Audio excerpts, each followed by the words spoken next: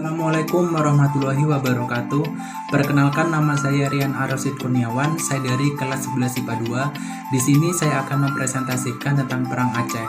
Topik-topik yang saya akan bahas adalah latar belakang Perang Aceh, jalannya Perang Aceh, periode-periode Perang Aceh, tokoh-tokoh yang terlibat dalam Perang Aceh, akhir Perang Aceh, dan dampak Perang Aceh bagi rakyat Indonesia. Simak video saya berikutnya.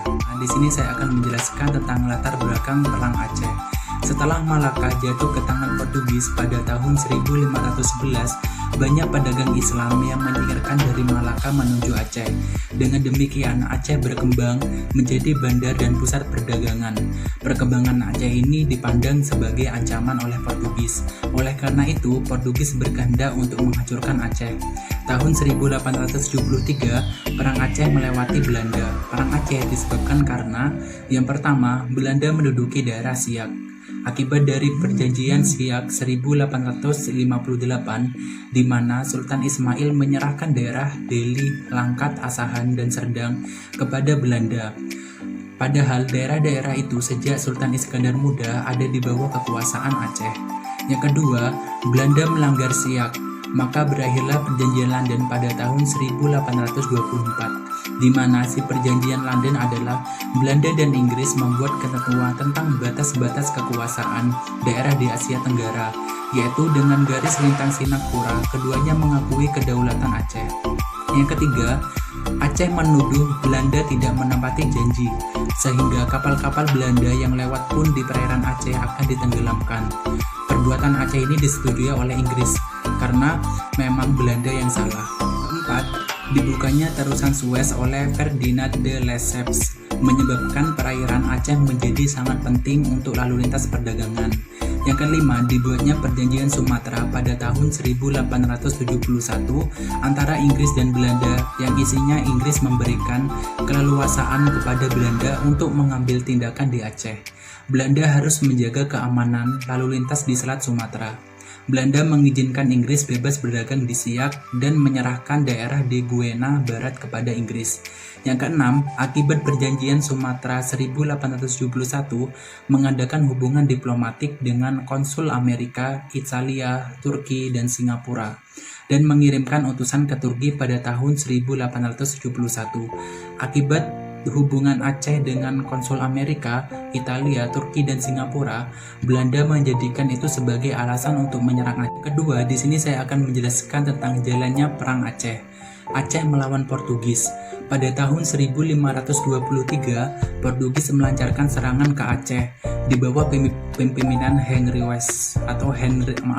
Ngues, dan menyusul tahun 1824 dipimpin oleh De Souza. Beberapa serangan Portugis ini mengalami kegagalan.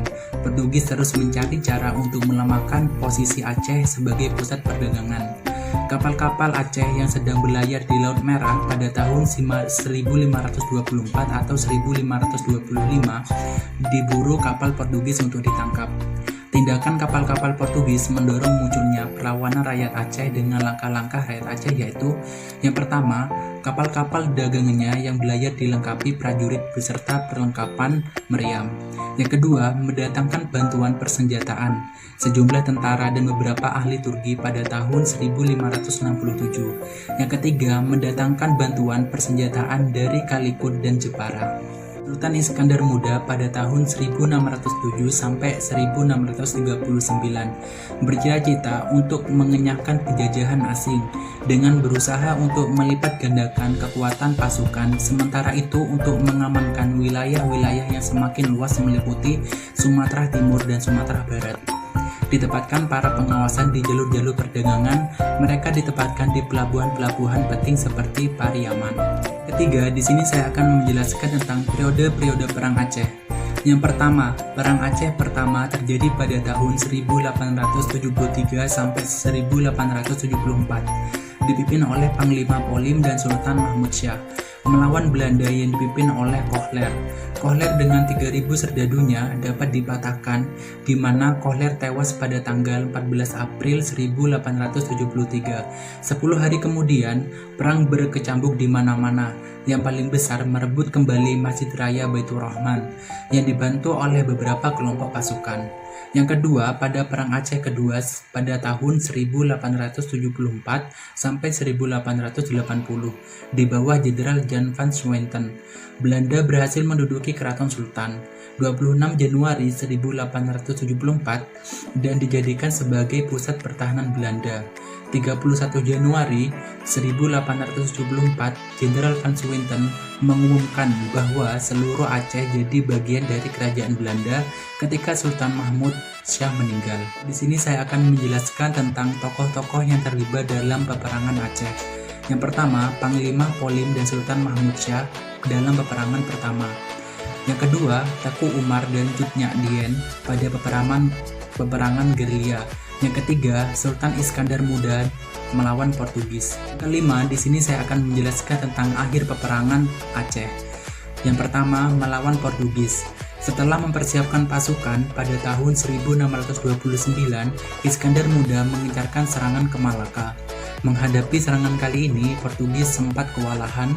Portugis harus mengerahkan semua kekuatan tentara untuk menghadapi pasukan Iskandar Muda. Namun, serangan Aceh kali ini juga tidak berhasil mengusir Portugis dari Malaka. Hubungan Aceh dan Portugis semakin memburuk. Bentrok-bentrokan antara kedua belah pihak masih sering terjadi, tetapi Portugis tetap tidak berhasil menguasai Aceh, dan begitu juga sebaliknya, Aceh tidak berhasil mengusir Portugis dari Malaka. Yang berhasil mengusir Portugis dari Malaka adalah VOC pada tahun 1644. Kedua, di sini saya akan menjelaskan tentang melawan VOC Belanda. Selama Perang Aceh, Van Houts telah menciptakan surat pendek tentang penyerahan yang harus ditandatangani oleh pemimpin Aceh yang telah tertangkap dan menyerah, di mana isi dari surat pendek penyerah diri itu berisikan Raja atau Sultan mengakui daerah sebagai bagian dari daerah Hindia Belanda. Raja berjanji tak akan mengadakan hubungan dengan kekuasaan di luar negeri. Berjanji akan mematuhi seluruh perintah-perintah yang ditetapkan oleh Belanda. Perjanjian pendek ini menggantikan perjanjian yang terdahulu yang rumit dan panjang dengan pemimpinnya setempat.